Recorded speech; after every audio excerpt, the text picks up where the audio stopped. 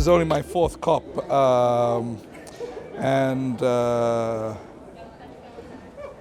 yeah, they're not progressing.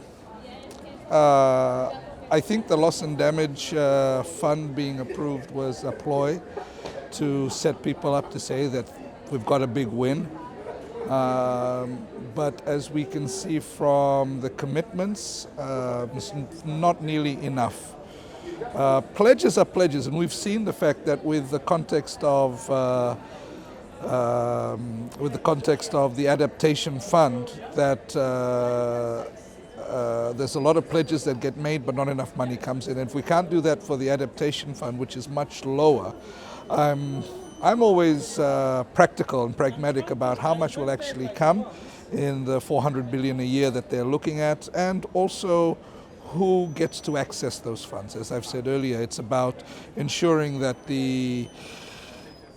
those who are most affected and least responsible get a priority. And I can already see that there are moves within the negotiations to change that. And I'm very concerned about that. However, for the Pacific Island countries, for Pacific churches, it's the 1.5 degrees that remains the priority. It's the phase out of fossil fuels that remains the priority for our people. That's the difference between, let me put it this way. It's either the end of the fossil fuel era or it's the end of our lives as we know it. Right? That's how I see it. And so we really need to see strong wording around fossil fuels in the text. And our Pacific leaders are fighting for it. We just need others to join that fight also. Talanoa is a Polynesian word. It's around the telling of stories and the listening of stories. It's about creating a sacred space in which everyone's voice is valued. Often what happens is this is often done from an individual perspective. And what we talk about in terms of Talanoa is sitting together. There is no lectern, right? There is no podium for someone to stand and speak at people. We sit and we talk. And one of the key things in Talanoa, which is often not observed, is it takes time. So one conversation can take the whole evening, right? So it's about, if we talk about space, space is not just only physical. Space is also dimensional in terms of time. So space and time has to be given to the conversation. And so it's about sitting down, it's about giving time to people to make sure that they share what is going on in the conversation. And I mean, one way of looking at it is a way of consensus building, because we talk things through until everybody understands. And even if it's a decision you may not expressly agree with, you will understand why that decision is being made and how we move forward. It's a way of bringing people together to a common achievement, to a common space and understanding. So that's the process of Talanoa. We struggle to see how it works in the COP space, because everyone comes with their pre-positioned lines on which they want to engage in. Here in the COP space, there is very little Talanoa. There is more negotiations. We argue about text and scrubbing text and what's in the brackets and what's outside the brackets. So I think one of the challenges we face is that the Talanoa process has actually become alien in many spaces.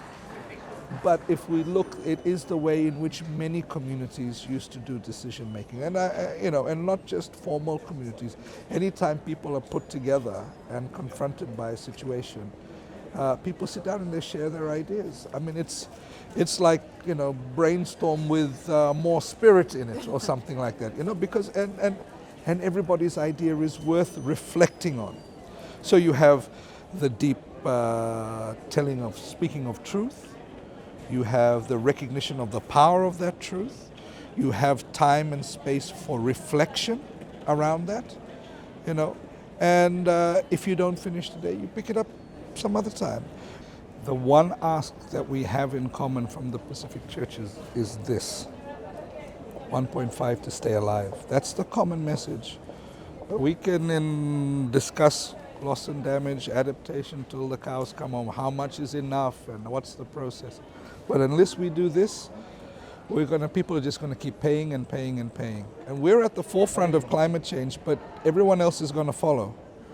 Right? We have, in fact, the fact that we are less developed, as some people call us, actually is a bonus on our side, because we're not stuck in these big structures and economic systems that will collapse in the face of the climate crisis, right?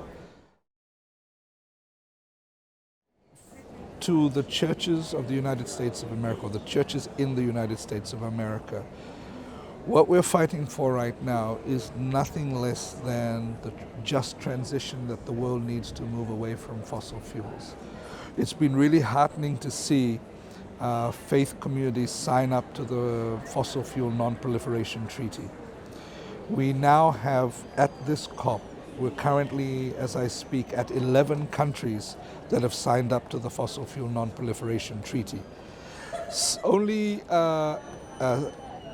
8 out of those 11 are from the Pacific, right? 2 are fossil fuel producing companies. Timor-Leste, which is a small fossil fuel producing company, and Colombia, which is one of the largest in Latin America.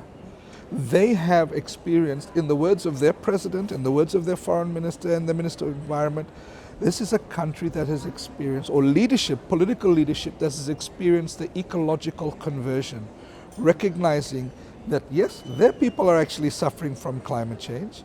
Yes, there's going to be economic impacts when they shift away from fossil fuels. So they're looking for the mechanism for this to happen, and that's what the Fossil Fuel Treaty does.